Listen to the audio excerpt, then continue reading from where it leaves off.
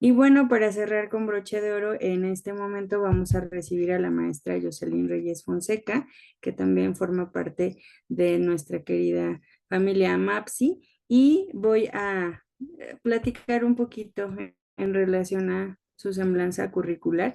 Ella es licenciada en psicología por la Universidad de Insurgentes y tiene una especialidad en psicología clínica y educativa. Es también maestra en innovación tecnológica en la educación en la Universidad del Valle de México. Tiene como especialidad la psicología clínica y la psicología infantil en AMAPSI, además de diversos diplomados y cursos relacionados con la psicología forense, psicología corporal, praxis y psicopolítica de la liberación, así como la certificación en el método ABA. Se ha desempeñado como gestora en el área de control escolar, además de participar en la atención con adolescentes a nivel preparatoria y coordinar sesiones de escuela para padres. Ha trabajado con víctimas de violencia intrafamiliar, dando contención y evaluación. Trabajó en diversas fundaciones civiles realizando manuales sobre los temas de adicciones y violencia en el noviazgo. Fue secretaria general de la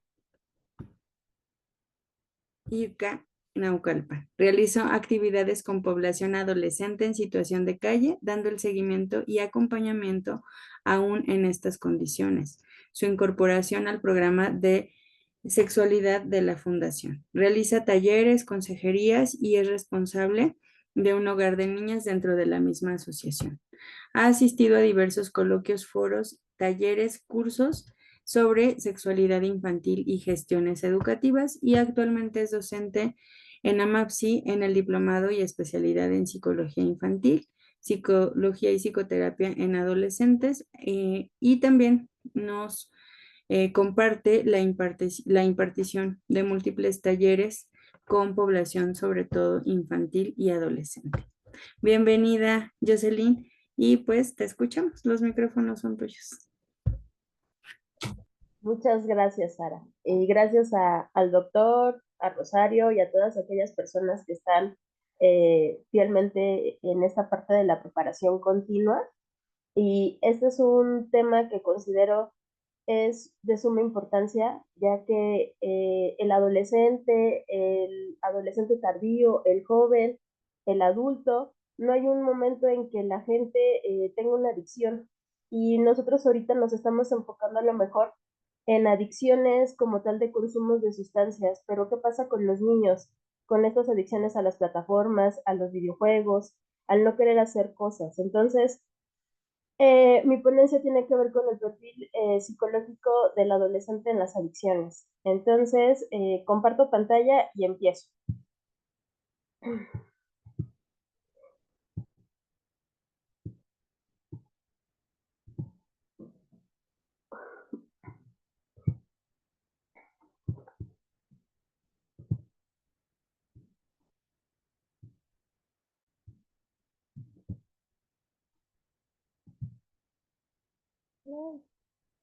Ok, ya me dio. Ok.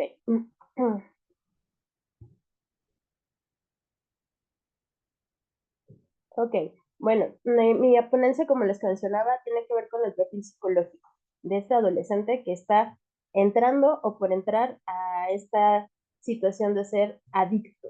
Y vamos a hablar como adicto en términos generales, no mencionando como tal sustancias, ¿va?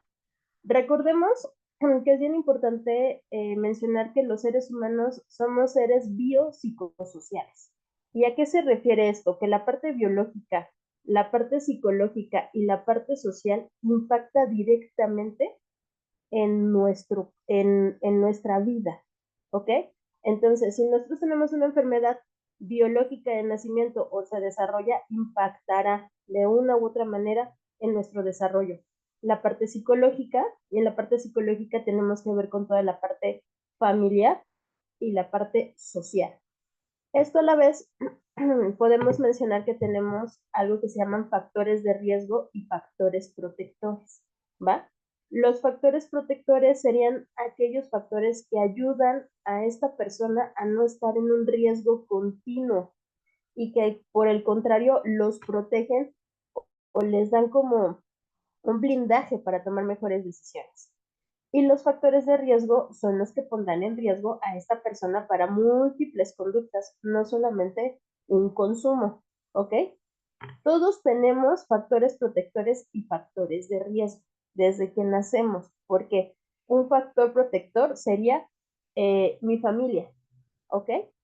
Pero si me pongo a investigar sobre la familia de mi paciente y veo que la familia es una familia disfuncional, que la familia no tiene como ciertos elementos de crianza positivos y demás, se va a convertir en un factor de riesgo.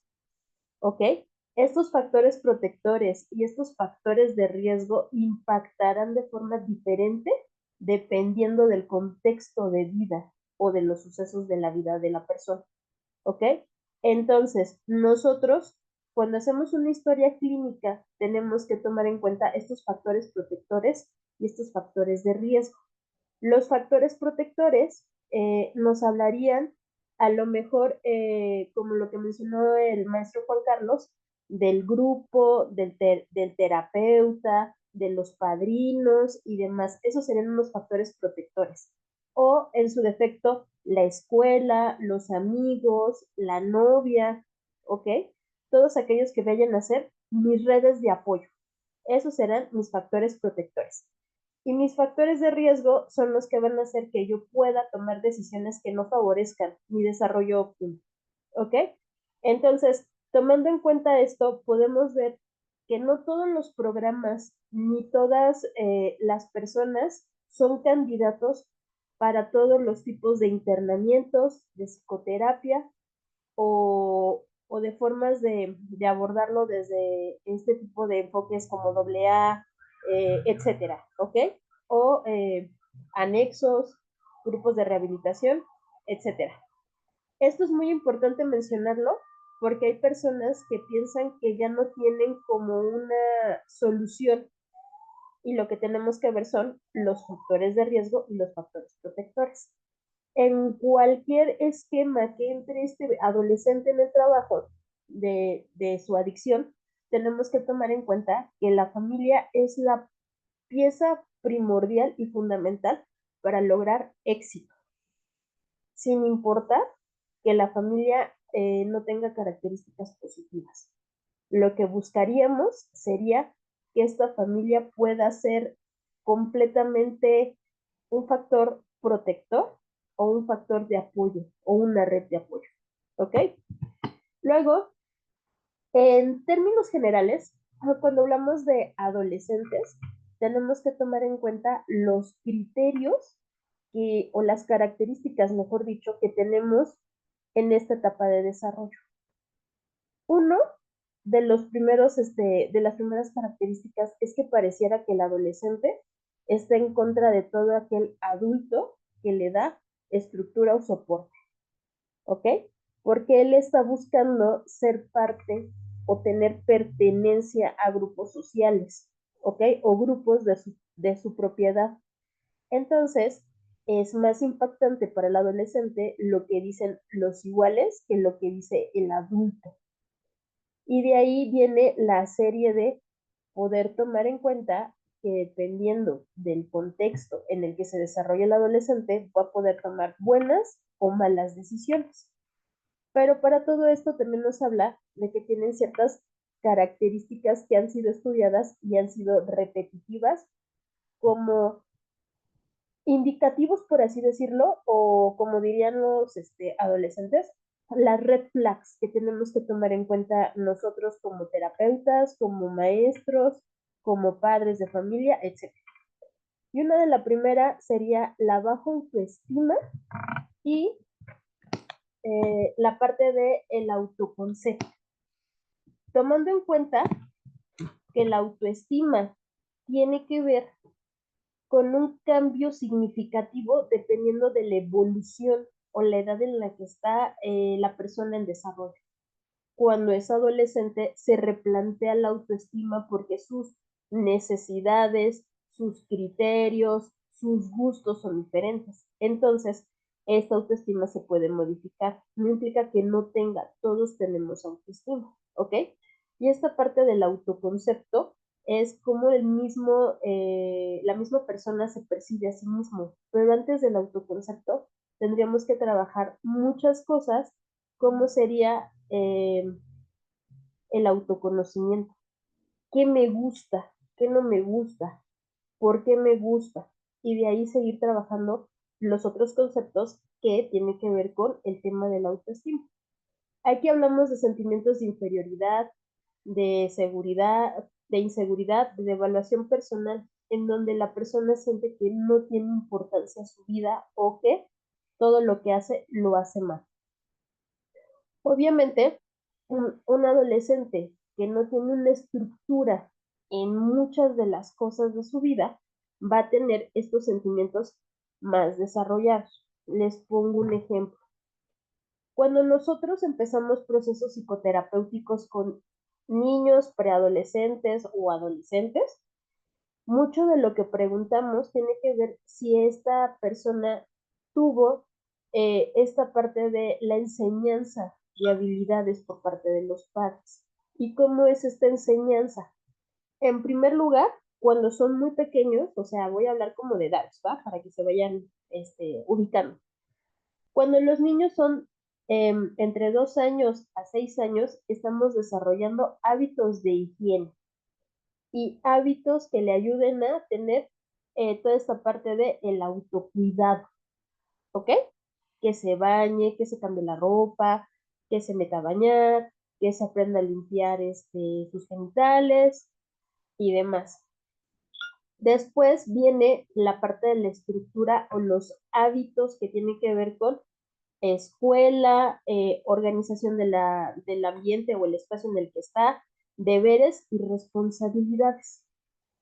Algo que nos pasa mucho en la psicoterapia es que cuando tú le preguntas al papá cuáles son las obligaciones que tienen, los padres siempre mencionan estudiar. Sí, pero en casa ¿en qué ayuda? No, en casa no ayuda en nada. Y entonces tenemos que tomar en cuenta que el niño, dependiendo de la edad, tiene que tener cierta estructura. Por ejemplo, si ya sabe caminar, podrá poner sus zapatos en su lugar y recoger sus juguetes, poner la ropa sucia en su lugar, poner sus toppers o sus trastes de la escuela en donde se lavan los trastes, la tarja, el lavadero, no sé. No vamos a pedirle que haga cosas que el niño todavía no tiene la capacidad o que lo pongan en riesgo. Todo esto nos da una estructura para que cuando llegue a la adolescencia, el adolescente ya sepa qué es lo que tiene que hacer, sin la necesidad al 100% del padre de estarle recordando. Oye, tu cuarto, tus cosas, recoge, ¿sí me entienden? Y entonces esto nos va a ayudar a ir formando hábitos a lo largo de toda la vida. ¿Dónde tenemos que empezarlo a trabajar? En la infancia. Y también ahí vendría algo que tiene que ver con, eh, con la dificultad de manejar las emociones. ¿Ok? Esa sería otra de las red flags que tendríamos que ver. Recordemos, y eso es bien importante, un niño pequeño no va a saber regular sus emociones porque apenas las está identificando. ¿Ok? Primer paso es identificar emociones. Segundo paso, enseñarle a regular las emociones. Y este trabajo se da entre la edad escolar del preescolar y de la primaria, ¿va? Esto cuando dicen baja tolerancia a la frustración, la tolerancia a la frustración se va a desarrollar más o menos a los 7 años en adelante. ¿Qué es la tolerancia a la frustración? Es el postergar mi deseo de que las cosas se hagan ya. Y entonces tengo que esperar, o esperar mi turno, o si me ganan en un juego, no sentirme que no valgo y demás. Entonces, esta tolerancia a la frustración se desarrolla muchas veces con los juegos de reglas o juegos de mesa, ¿ok? En un preescolar no tiene esta habilidad. ¿Por qué? Porque todavía no está en ese proceso cognitivo. Y aquí nos dice de impulsividad, inestabilidad emocional, altibajos y dificultad para manejar el sufrimiento. Eso ya tendría que ser como características más propias de un chico de secundaria preparatoria, recordando que para finales de la secundaria, inicios de la preparatoria, estamos desarrollando lo que se denominan habilidades sociales. Pero primero tenemos la regulación, la identificación de mis emociones, la regulación emocional y después el desarrollo de las habilidades sociales y después la aplicación. ¿Ok? No quieran trabajar todo al revés porque todo tiene un porqué y un para qué dependiendo del desarrollo cognitivo de la etapa de desarrollo. Luego aquí dice que el adolescente, esta sería nuestra tercera red flag, busca sensaciones de experimentar cuestiones intensas, ¿ok? Intensas, variadas o de correr riesgos, porque lo que pueden llevar es a probar drogas, involucrarse con otras conductas de riesgo. Aquí tiene que ver mucho, en algunas de las ocasiones, con algo que se llama presión social. ¿Y qué implica? Que si mi grupo de pertenencia social está tomando alcohol, pues me van a hacer que yo vaya y tome alcohol para pertenecer. No necesariamente estoy diciendo que mi consumo va a ser igual que ellos, pero me voy a sentir como, ay, lo voy a hacer para pertenecer. El adolescente no va a decir que no porque lo que él quiere es experimentar cosas nuevas. Y si estas cosas nuevas van en contra de todo lo que mi mamá y mi papá me dijo que no hiciera, pues es una puerta de vamos a hacerlo. ¿Sí me entienden? Es como un reto. Entonces tenemos que tomar en cuenta eso. Entonces, la búsqueda de sensaciones intensas, ¿ok? La otra, o las otras que tendríamos que ver en esta parte como de nuestras red flags, sería con cuestiones de pensamiento rígido o polarizado, que tiene que ver con la dificultad de ver matices, aceptar la realidad, guiarse por esquemas, en la parte del todo o nada, ser perfeccionista o fracaso total. Muchos adolescentes lo mencionan, el que no nace para, ¿qué? El que no nació para morir, que no nazca o algo así, ¿no? Tienen como su frasecita y con eso es como reafirmarse que tienen que vivir intensamente, ¿ok? Luego, la otra red flag que tendríamos sería que muchos de los adolescentes están teniendo periodos de ansiedad o de depresión. En su ponencia, el doctor Marco menciona hizo una frase que yo creo que muchas personas relacionamos con las mamás o las abuelitas, ¿no? Que el ocio es la madre de todos los vicios. Y yo diría, el ocio es la madre de todos los vicios, de la ansiedad y de procesos ansiosos, ¿va? Entonces, si no queremos que nuestros adolescentes tengan ansiedad, necesitamos ocuparlos en cosas que les beneficien, ¿ok? Yo creo que una gran oportunidad para tener menos ansiedad sería la parte de el desarrollo de algún tipo de deporte o actividad física, recreativa o artística. Y tomando en cuenta que si a eso le ponemos un componente de ir a la casa, no sé, de cultura, ir a los pilares, que ahora se llaman así, ir al deportivo o al club, eso me va a ayudar a que nosotros nos identifiquemos con personas que tienen características de personalidad, de gustos y afinidades igual a nuestro adolescente.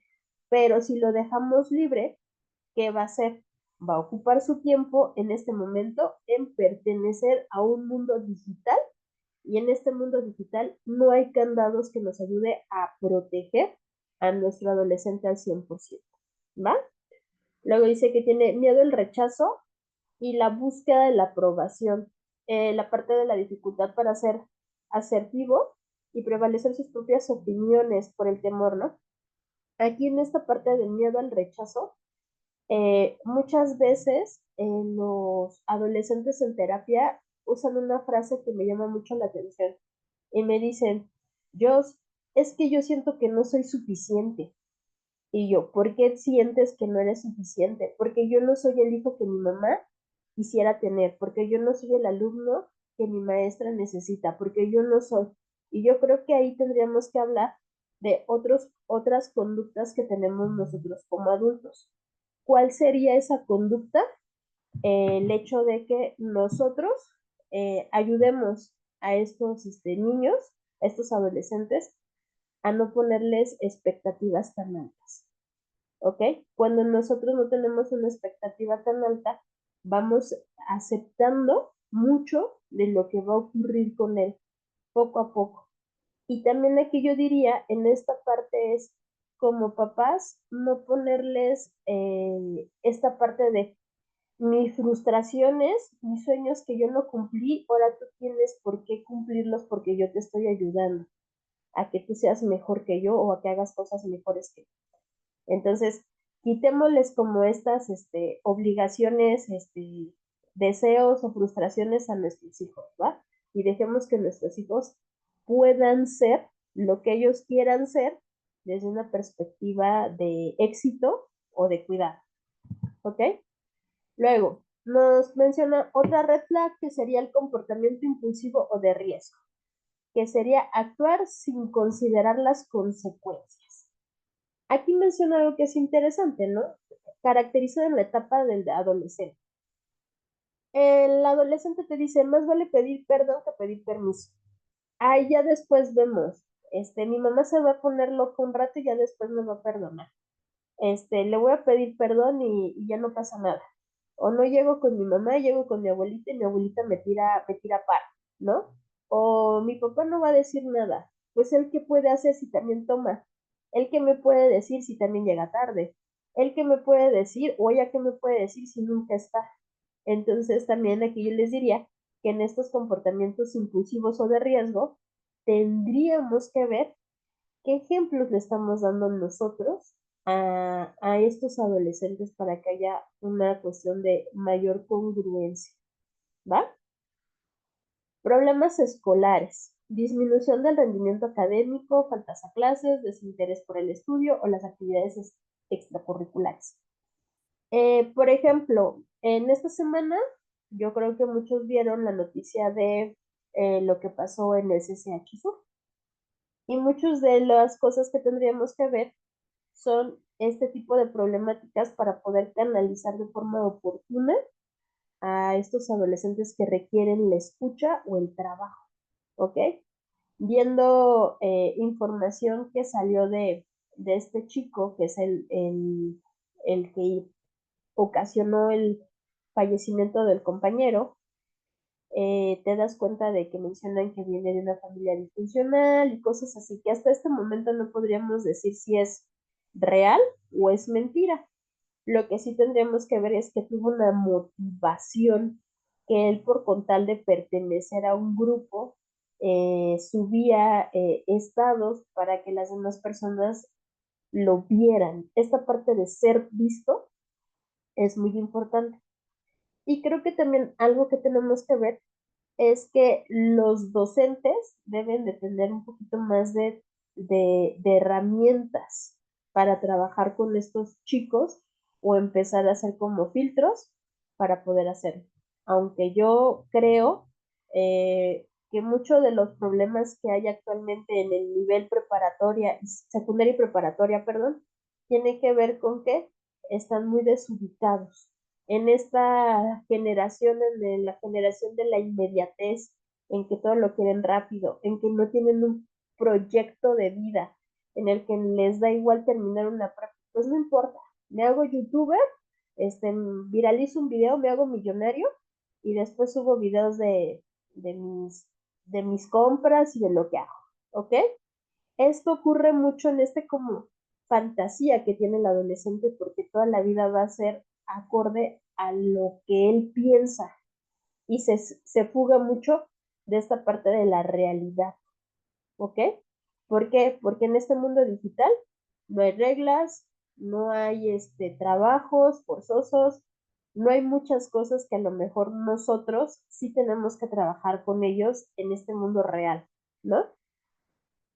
Otra red flag sería el cambio de círculo social o reemplazo de viejas amistades por nuevos grupos que consumen sustancias y que a menudo tienen una baja preocupación por las reglas o por la escuela. Eh, no me gustaría, ¿cómo se llama? Ser como clasista o que lo tomaran a mal, pero yo creo que en todas las escuelas tenemos estos grupos en donde socialmente lo podemos así ver, ¿no? Hay una clasificación interesante que son los chacas, las fresas, los que se sienten buchones, los que se sienten entre chacas y fresas, que se llaman buchichacas, y tienen pues como estas mezcolanzas de ideología, ¿no? Y en estas mezcolanzas de ideología, los que son chacalones y los que son buchones en la adolescencia tienen características físicas muy importantes. ¿Como cuáles? Eh, ¿Tú te das cuenta de que un adolescente está en este tipo de situación de que es chaca? Porque empiezan a tener tatuajes, tienen como la situación de sus motonetas, sus mariconeras o rillioneras, no sé cómo las conozcan, y que este, como que son una línea, ¿no? En su ceja, y ya son como muy característicos, los otros son más fresas, ¿no? Aunque también tienen ciertas características de cómo habla, ¿va? Entonces yo creo que eso es lo que tendríamos que ver, con quién se está juntando. Incluso el doctor Marco lo menciona en su ponencia, ¿no? Eh, Ahora ya no conocemos a los amigos de los hijos porque ya no son como antes, que iban a la casa del amigo, que los papás eran conocidos y que ya sabías al menos en qué referencia social o con quién estaba conviviendo tu hijo, ¿va? Entonces todo esto, tendríamos que considerar el cambio de las amistades o tratar de fomentar un círculo más saludable para nuestro hijo. Aislamiento y secreto. La parte de la familia vuelve a ser como un tema muy importante. ¿Por qué? Porque no hay momentos de afectividad o de una vinculación emocional, ¿va? El papá se empieza, ¿cómo te fue? Bien, y ya, pero no indaga, no se da el tiempo de comer con el hijo, sacarlo, escucharlo, meterse en el mundo de este adolescente y entender qué onda, ¿no? Y entonces se vuelve aislado y entonces dice el papá, es que dice que todo está bien, pues te dice que está bien, pero la realidad es otra. Y entonces cuando se van dando cuenta de que su bien era algo efímero, pues empiezan a entrar como situaciones ya más conflictivas, ¿no? Cambios de apariencia o de higiene. Híjole, eso pasa mucho en los adolescentes. En esta parte de la pertenencia, unos días se quieren vestir con tenis que están de moda, otros días se quieren vestir de una manera o tienen como ciertas ideologías, ¿no? Apenas tuve una paciente de primera vez que se me hizo una niña muy linda, o sea, tiene una cara linda y todo, pero cuando llega me dice, yo me siento gótica. Iba vestida de negro. Le dije, ok, explícame para ti qué es ser gótica, ¿no? Y me dice, vestirme de negro. Y le dije, ah, mira, yo también vengo de negro y no soy gótica, simplemente me gusta cómo me veo. Y dice, no lo había pensado. Y entonces empezó y dice, ah, ¿y te gusta Tim Burton? Y le digo, sí, creo que es una persona que demuestra mucha su creatividad en todas las películas y todo. Y me dijo, ¿sabes que mis papás no saben quién es Tim Burton? No quisieron ver la serie de Merlina conmigo. Y le dije, ¿no la has visto? Y me dice, no, mi mamá me dijo que no la puedo ver. Esta chica va entrando a la preparatoria. Y le dije, pues deberías de verla y si quieres la comentamos. Y entonces me queda bien y me dice, ¿sí puedo hablar contigo de esos temas? Y le dije, claro que sí. Entonces, lo que busca muchas veces el adolescente es no sentirse juzgado, sino sentirse escuchado y acompañado. Y en esa parte viene la familia. Si yo no sé qué gustos tiene mi hijo, en este cambio pues vamos a tener como otros temas, ¿no? Problemas de sueño y apetito. Los chicos en la adolescencia tienden a tener malos hábitos de alimentación y no por los padres, sino porque les da lo mismo y prefieren estar en los dispositivos, en las redes sociales, jugando en línea y demás, que dormir. sienten que no lo necesitan o que no lo requieren, pero justo porque ese tiempo lo están ocupando destinado para otras cosas, ¿va?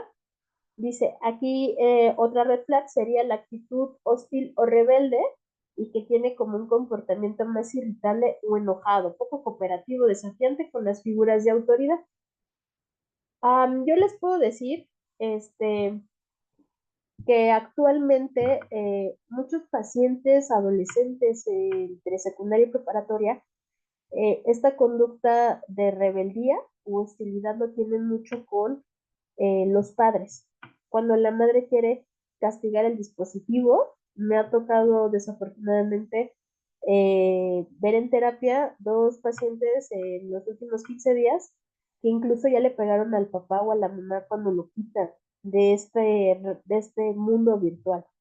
Y cuando le preguntas a este adolescente, te dice, es que ahí están mis amigos, es que ahí está mi vida, quieren que yo me muera sin que sepan de mí y demás. Entonces estamos hablando de una necesidad de ser vistos, ¿va? Y entonces les empiezan a limitar ciertas cosas que no fueron reguladas desde otros periodos y entonces se sienten atacados. Entonces yo les diría, si van a quitar algún dispositivo o van a disminuir, ofrezcan algo a cambio. ¿Qué es algo a cambio? Alguna actividad, tiempo con ellos, salir, jugar, ver una película, hacer maratón no sé, de series, cosas así creo que funcionaría. Y tenemos que tomar como los factores que mencioné al inicio, estos factores protectores o factores de riesgo, que va a depender de la historia de vida de cada uno, sería la parte de la familia. Antecedentes familiares de adicción. Aquí menciona genética, pero yo también podría decir la parte de los patrones de imitación, desde lo que nos dice Bandura, que nosotros replicamos modelos que vemos, deberíamos de ver qué modelos le estamos dando a estos niños, ¿no? O a estos adolescentes. Disfunción familiar, violencia, divorcio, falta de comunicación y yo diría el afecto, la cercanía o el vínculo, ¿va? Falta de supervisión o monitoreo parental. Esto es bien importante, poder regular qué ve, qué no ve, cuánto tiempo está, con qué finalidad lo hace y demás. En esta parte de la supervisión, les voy a contar una anécdota que me pasó apenas.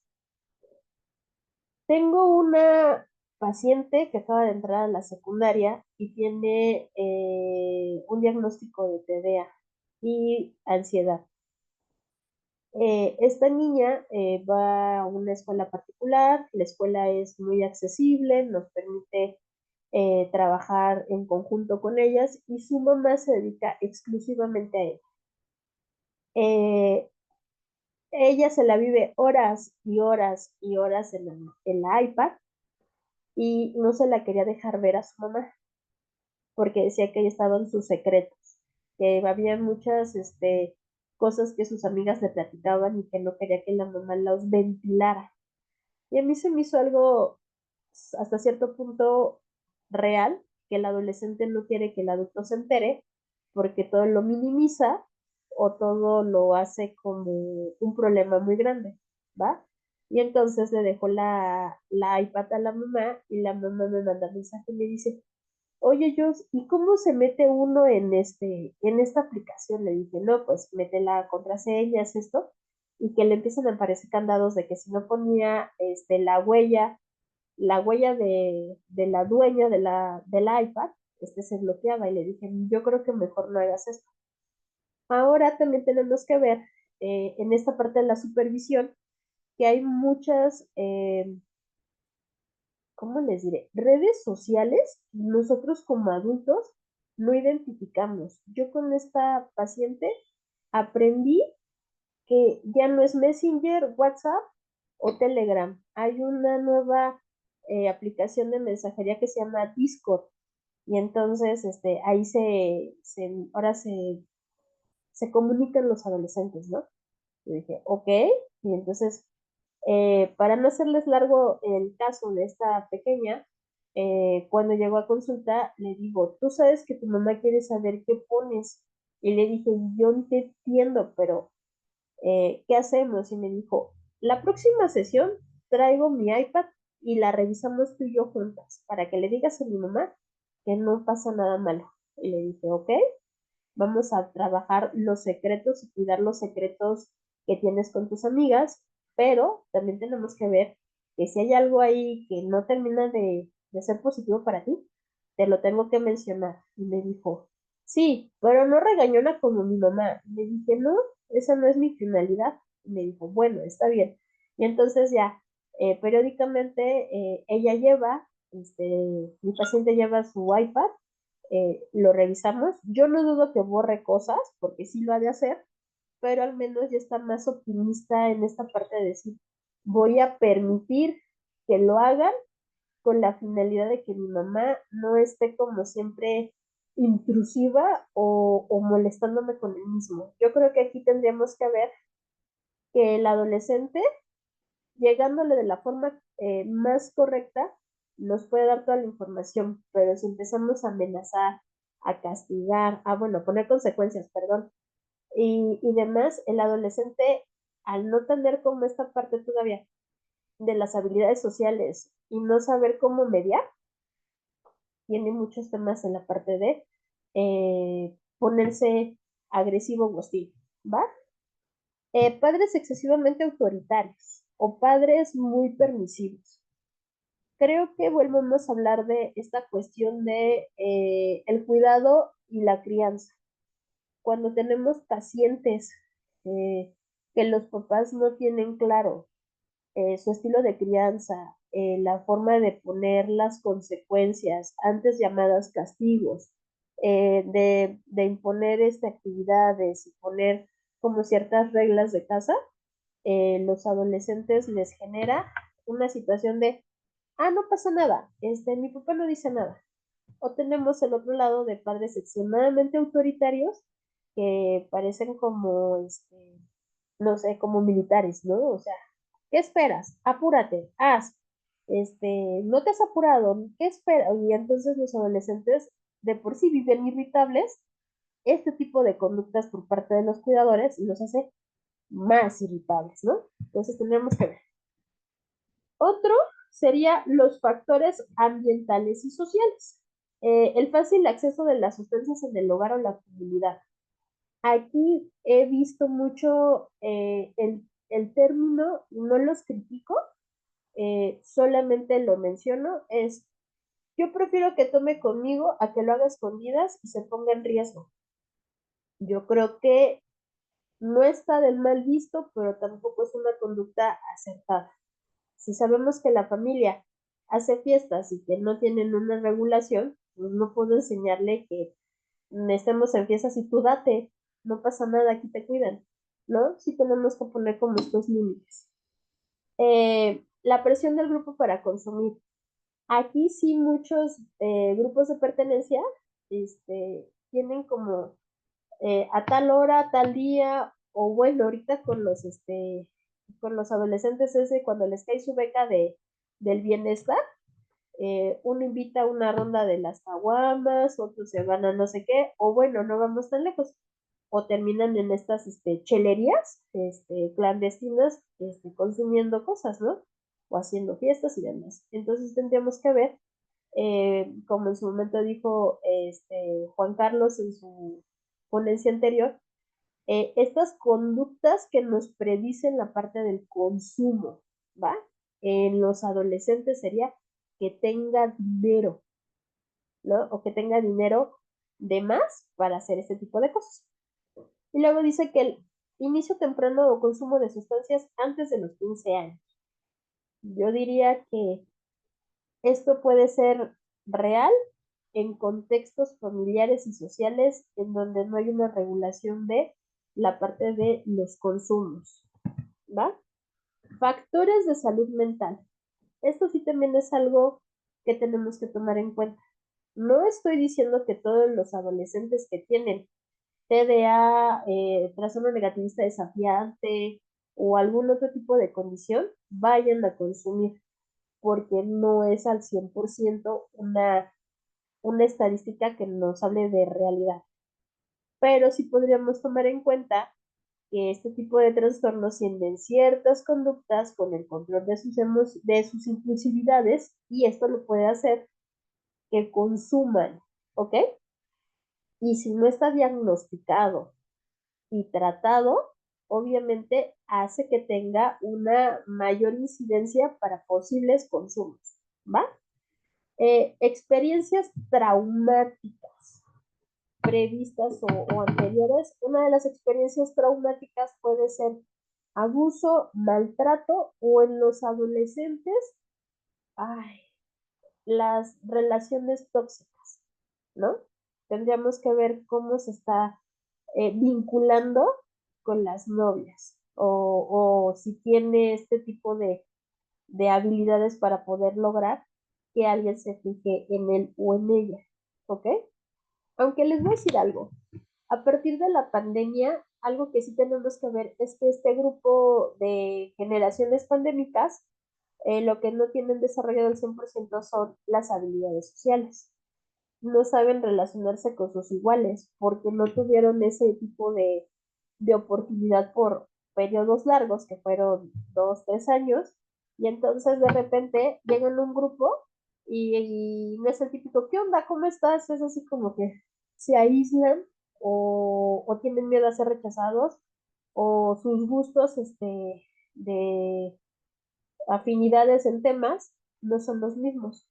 Entonces tenemos que ver esta parte de las experiencias que tienen, ¿va? Y dejo de compartir pantalla. Ay, ya. Y también quería comentarles que toda esta parte que necesitamos nosotros del trabajo con los adolescentes, tenemos que verlo desde un enfoque más familiar, en donde toda la familia o todas las personas que estén al cuidado de estos adolescentes puedan estar en este proceso psicoterapéutico y que no solamente mencionen que quien tiene la necesidad es el adolescente porque no tiene la regulación del consumo de sus sustancias o que no tiene habilidades, etcétera. ¿Por qué? Porque no trabajan en conjunto y nosotros, hacer parte de un sistema, necesitamos que todos estemos como en la misma línea para lograr ciertos objetivos y no solamente verlo como un problema aislado mi adolescente tiene problemas de consumo. No, la familia tiene un adolescente que necesita el trabajo este, para disminuir el consumo. ¿Ok? Y la otra, que también veamos la parte de el trabajo social o de prevención. La psicoeducación es algo muy importante que tenemos que empezar a trabajar. Espacios como estos, como Tu Rollo en Confianza, como las escuelas para padres, son programas que ayudan a la parte de la psicoeducación y nos ayudan a darles herramientas a las personas. Y obviamente buscar procesos psicoterapéuticos oportunos para lograr que estas generaciones de adolescentes tengan más estrategias, más habilidades y más recursos para poder enfrentar sus situaciones del día a día. ¿Ok? Muchas gracias. Muchas gracias, maestra Jocelyn. Pues vamos a aperturar un poquito este espacio para comentarios, para preguntas, algo que ustedes deseen abordar con nuestra ponente. Y con esta participación estaríamos llegando al cierre del primer bloque de ponencias. Vamos a tomar un pequeño receso para nuestros alimentos y retomaremos a las 3 en punto de la tarde todo el trabajo de este segundo bloque de la primera jornada en adicciones. Pues mencionarte, Jocelyn, que tenemos agradecimientos, tenemos comentarios de agradecimiento de Graciela Rubio, también del maestro Juan Carlos, de Florecita Carrasco. Y también, pues aquí tenemos eh, comentarios de nuestra colega Rosana Michelena de Infamilia Querétaro. Nos dice pues que al final este agradecimiento está relacionado con las recomendaciones o sugerencias que puedas brindarles a las instituciones que trabajas con la familia cuando vemos que la misma es un factor de riesgo, la codependencia entre otros aspectos, que un factor de protección, ¿no? Entonces, pues este es un agradecimiento también. Am, Silvia Yunuen Castro, Sara García, también pues Blanca Delia nos comenta en relación a la etapa, ¿no? Que es una etapa desafiante, que hay que estar alertas. Al final somos un equipo, papás, pacientes y psicoterapeutas. Entonces, pues tenemos muchos comentarios en relación a, a esta temática y pues hasta el momento no tenemos preguntas. Sin embargo, pues bueno, agradecemos, vamos a tomar este espacio, si me lo permiten, para hacer una reflexión respecto a esta ponencia y en el caso de que existan algunos otros comentarios, lo vamos retomando. Por ejemplo, bueno, Carla Neisser Lima nos habla en relación a si pudiéramos incrementar, ¿no? Pláticas, talleres, ponencias, escuela para padres, alumnos, es decir, ¿qué actividades podrías generar o podrías tú mencionarnos que puedan ser importantes para reforzar todo esto comentado? Ok, bueno, yo les diría que es importante trabajar escuela, familia y psicoterapia, porque muchas veces los adolescentes son enviados por la escuela y necesitamos entender como este contexto de qué ocurre en la escuela, recordando que nosotros no somos las mismas personas, oye, tiene que ver con la personalidad o estas como máscaras que tenemos, no nos comportamos igual en la escuela que con mis amigos, que con los amigos, que con los maestros, ¿sí me entienden? Entonces tenemos que ver los contextos. Y entonces, si la escuela me dice que está teniendo bajo aprovechamiento, que está teniendo ciertas características, yo creo que aquí sí, a lo mejor técnicas cognitivo-conductuales para poder identificar las conductas de riesgo o conductas disruptivas pudiera ser algo muy bueno. Algo que he empezado yo a incorporar con mis pacientes adolescentes que empezaron en este proceso de prepa o secundaria que tienen un TDA, estoy poniendo bitácoras para ver su aprovechamiento como frecuencia de conductas. Si logra llevar la tarea, si lleva sus materiales, si está atento, si participa, y todo eso nos da un parámetro en nosotros en la psicoterapia para trabajar con estas conductas y poder mandar a lo mejor sugerencias de intervención para la escuela. ¿Ok?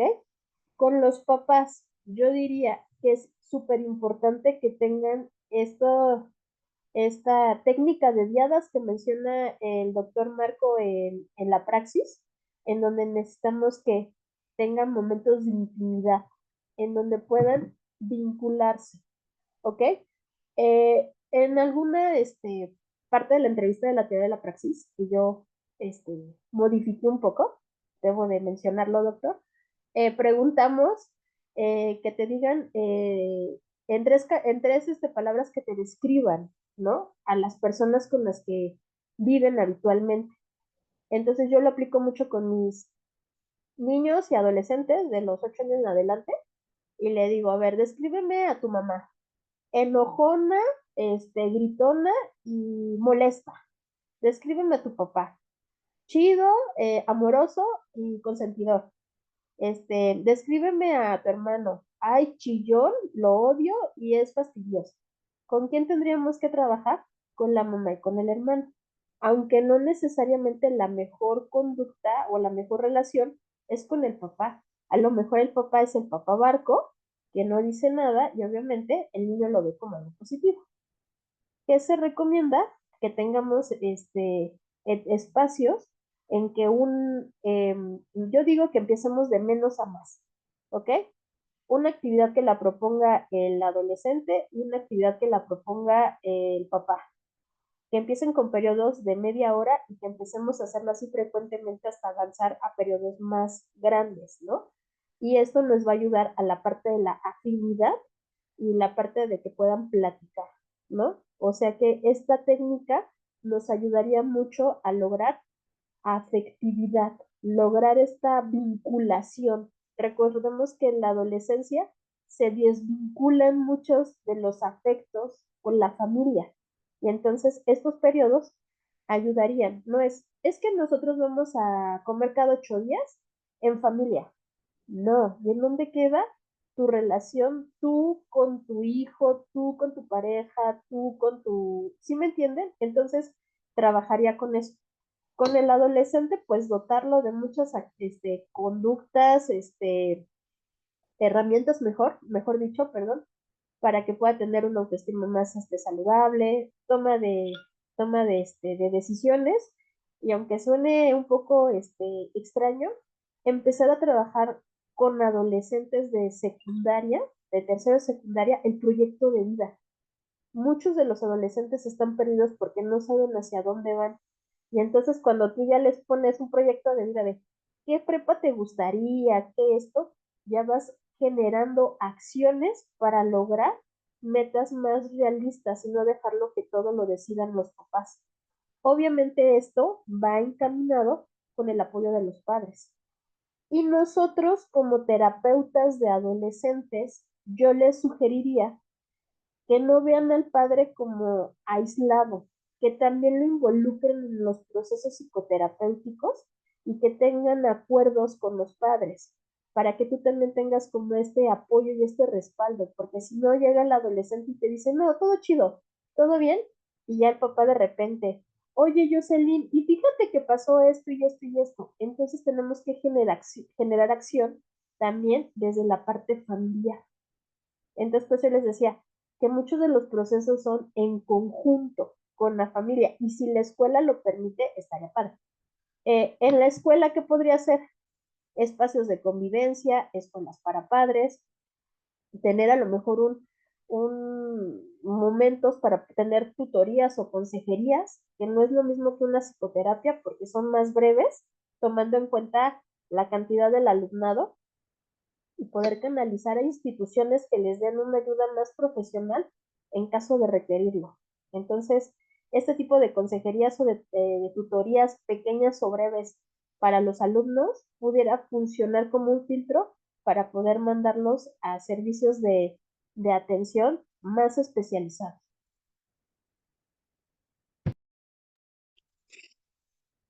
Pues muy agradecidos, maestra Jocelyn. Tenemos hasta este momento esos comentarios y me gustaría finalizar este primer bloque con pues el comentario final.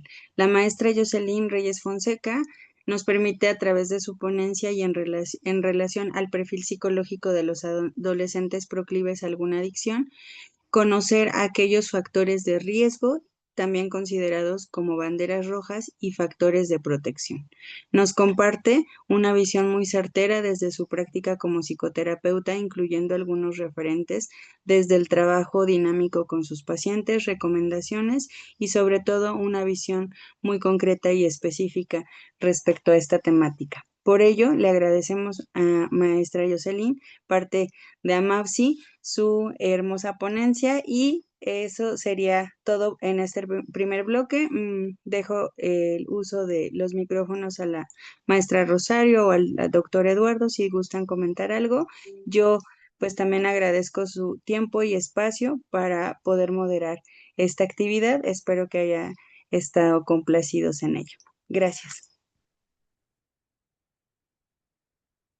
Muchas gracias, Araceli. Muy interesante los comentarios que hiciste en el transcurso de las ponencias y, por supuesto, las ponencias que han pasado, pues muy interesantes. Nos vamos con mucha información, con muchos conocimientos y aprendizajes y continuaremos en una segunda parte. Te agradecemos mucho, Jocelyn, y nos vemos aquí a las 3 para iniciar con la segunda parte de esta gran jornada.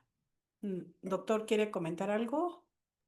Pues no, felicitaciones a todos los ponentes y pues esperamos la segunda parte para al final decir algunos comentarios integradores. ¿Se queda la sala abierta o la cerramos? No, la dejamos abierta y nos vemos en un ratito más. A las 3 de la tarde nos A vemos. las 3 en punto iniciamos.